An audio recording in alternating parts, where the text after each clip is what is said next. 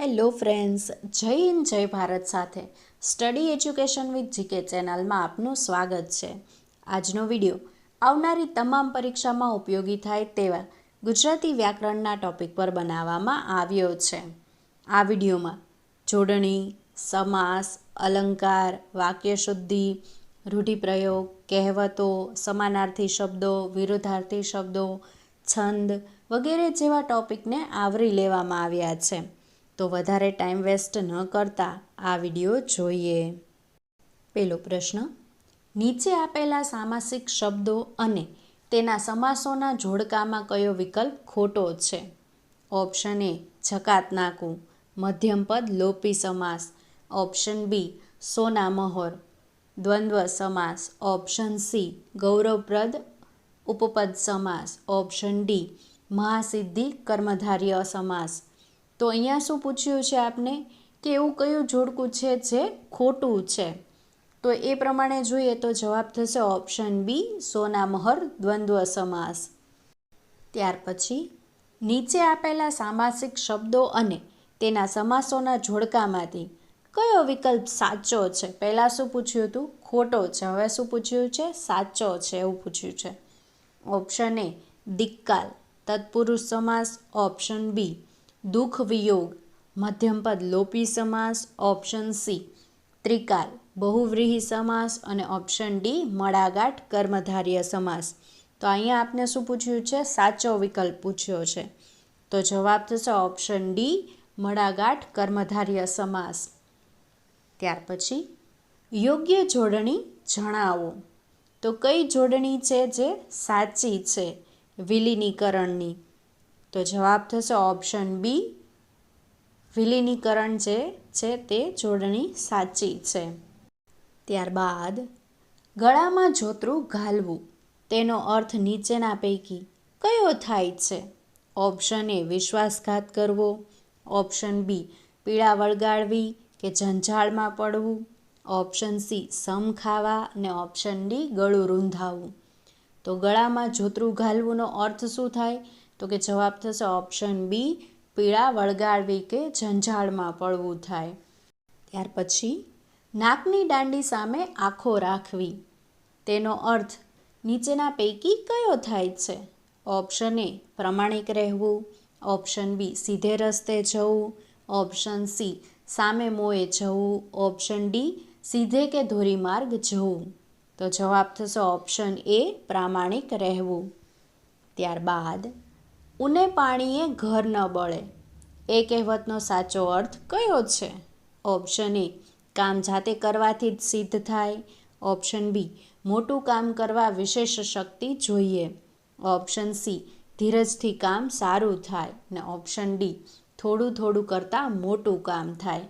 તો ઉને પાણીએ ઘર ન બળેનો અર્થ થાય કે ઓપ્શન બી મોટું કામ કરવા વિશેષ શક્તિ જોઈએ. ત્યાર પછી નીચેના વિકલ્પો પૈકી સાચી જોડણીવાળો શબ્દ કયો છે?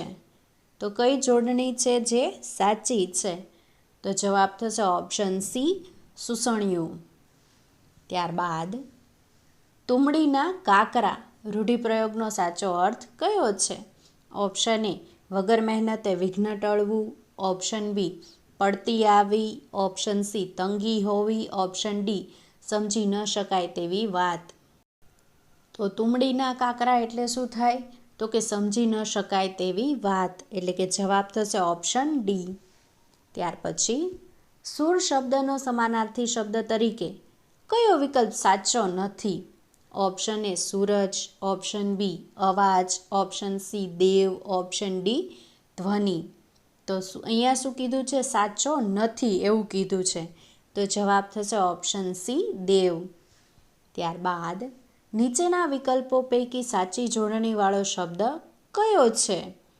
તો ગુણીભૂત એવી જોડણી કયા શબ્દની સાચી છે? યસ, ઓપ્શન એ કેવું છે? સાચી જોડણી છે. નેક્સ્ટ આપેલા વાક્યમાંથી વિશેષણ લખો.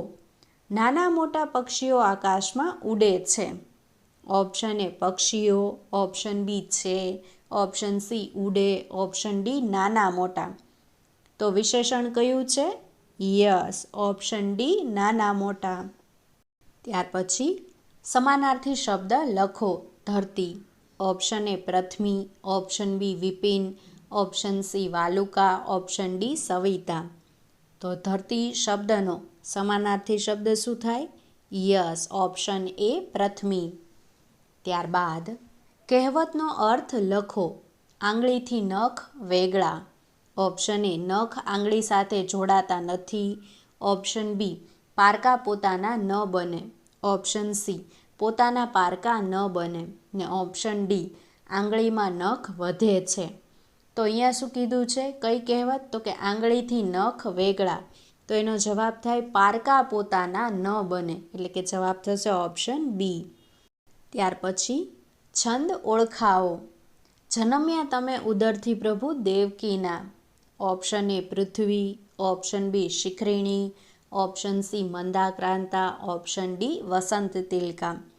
તો આપને જે પંક્તિ આપી છે એના અક્ષરો કાઉન્ટ કરીએ તો કેટલા થશે? 14 થશે. અને જ્યારે 14 અક્ષરો હોય ત્યારે શું આવે જવાબ? વસંત તિલકા. એટલે જવાબ થશે ઓપ્શન ડી. ત્યારબાદ નીચેના પૈકી સાચી જોડણી કઈ છે? તો કઈ જોડણી સાચી છે? Yes, option D. ત્યાર પછી છંદ ઓળખાવો. દેવોને માનવોના મધુમિલન તણા સ્થાન સંકેત જેવો. ઓપ્શન એ સ્ત્રગધરા છંદ, ઓપ્શન બી ચોપાઈ છંદ, ઓપ્શન સી મનહર છંદ, ઓપ્શન ડી શાર્દુલ વિક્રીડિત. તો અહીંયા આપણે જે પંક્તિ આપેલી છે એ પંક્તિના અક્ષરો કાઉન્ટ કરીએ તો કેટલા થશે? 21 થશે. અને આપણે બધાને જ ખબર છે કે જ્યારે 21 અક્ષરો હોય ત્યારે કયો છંદ હોય? સ્ત્રગધરા છંદ હોય. એટલે આપણો જવાબ થશે ઓપ્શન એ. ત્યારબાદ રૂઢિપ્રયોગનો અર્થ લખો. દરગુજર કરવું. ઓપ્શન એ વિસરાઈ જવું, ઓપ્શન બી માફ કરવું, ઓપ્શન સી બેધ્યાન રહેવું, ઓપ્શન ડી ખોટ પૂરવી. તો દરગુજર કરવું એટલે શું થાય? તો કે માફ કરવું થાય. એટલે જવાબ થશે ઓપ્શન બી. ત્યાર પછી વિરોધી અર્થવાળો શબ્દ લખો. વ્યષ્ટિ. ઓપ્શન એ દૃષ્ટિ, ઓપ્શન બી સમષ્ટિ, ઓપ્શન સી સૃષ્ટિ, ઓપ્શન ડી કષ્ટિ. તો વ્યષ્ટિનું શું થાય? વિરોધી. તો કે સમષ્ટિ થાય. એટલે જવાબ થશે ઓપ્શન બી.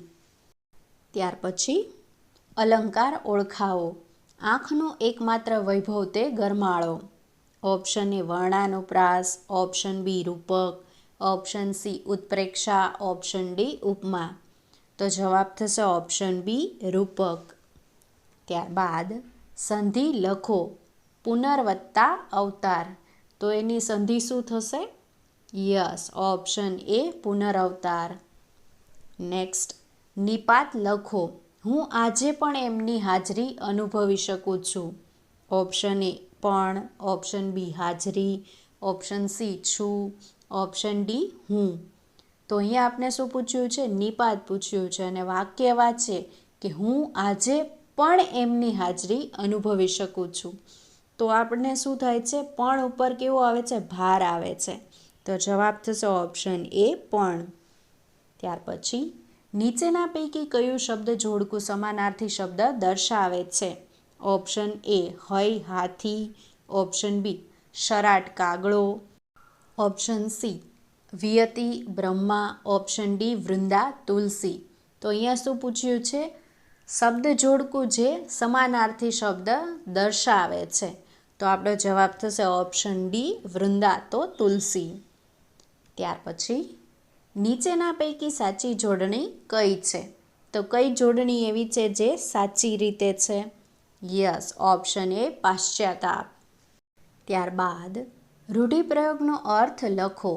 કાગનો વાઘ કરવો. ઓપ્શન એ રોકડ કરવી, ઓપ્શન બી ગજનું રજ કરવું, ઓપ્શન સી રજનું ગજ કરવું અને ઓપ્શન ડી બુમરાળ કરવી. તો કાગનો વાઘ કરવો એટલે શું થાય? તો કે રજનું ગજ કરવું. એટલે જવાબ થશે ઓપ્શન સી. ત્યાર પછી શબ્દ સમૂહ માટે એક શબ્દ લખો. ટચલી આંગળી પાસેની આંગળી. ઓપ્શન એ પ્રથમા, ઓપ્શન બી મધ્યમા, ઓપ્શન સી અનામિકા, ઓપ્શન ડી તર્જની. તો જવાબ થશે ટચલી આંગળી પાસેની આંગળી એટલે અનામિકા. તો જવાબ થશે ઓપ્શન સી. ત્યારબાદ નિપાત લખો. વન તો કલ્પના સમાન બની જશે. ઓપ્શન એ તો, ઓપ્શન બી સમાન, ઓપ્શન સી કલ્પના, ઓપ્શન ડી વન. તો આપણે વાક્ય વાંચીએ, વન તો કલ્પના સમાન બની જશે. તો ઉપર શું આવ્યું? ભાર આવ્યો, એટલે આપણો જવાબ થશે ઓપ્શન એ તો. ત્યાર પછી રેખાંકિત કરેલ સંજ્ઞાનો પ્રકાર લખો. સૈનિકની ટુકડી નગરમાં પ્રવેશી. ઓપ્શન એ જાતિવાચક, ઓપ્શન બી સમૂહવાચક, ઓપ્શન સી ભાવવાચક, ઓપ્શન ડી વ્યક્તિવાચક. તો ટુકડી એટલે શું થાય? તો કે સમૂહ થાય, એટલે જવાબ થશે ઓપ્શન બી સમૂહવાચક. ત્યારબાદ શબ્દ સમૂહ માટે એક શબ્દ લખો. સહેલાઈથી દેખી કે સમજી શકાય તેવું. ઓપ્શન એ દ્રષ્ટા, ઓપ્શન બી ત્રિકાળદર્શી, ઓપ્શન સી સ્પષ્ટ, ઓપ્શન ડી સ્પંદા. તો સહેલાઈથી દેખી કે સમજી શકાય તેવું એટલે શું થાય? તો કે સ્પષ્ટ થાય. તો જવાબ થશે ઓપ્શન સી.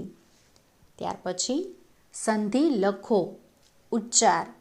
તો સંધિ એની શું થાય ઉચ્ચારની? તો કે ઉદ વત્તા ચાર, એટલે જવાબ થશે ઓપ્શન બી. ત્યાર પછી સમાસ ઓળખાવો. હિંદવાસી.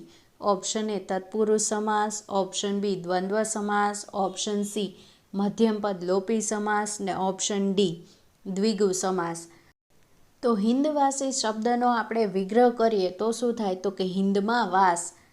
તો જવાબ થશે ઓપ્શન એ તત્પુરુષ સમાસ. વિડીયો ગમ્યો હોય તો લાઈક, શેર અને કમેન્ટ જરૂરથી કરજો. અને હા ફ્રેન્ડ્સ, સબસ્ક્રાઈબ કરવાનું ભૂલતા નહીં. સાથે સાથે બાજુમાં આવેલા બેલ આઇકનને જરૂરથી પ્રેસ કરજો, જેથી કરીને નવા આવનારા વિડીયોની નોટિફિકેશન મળતી રહે. Thank you.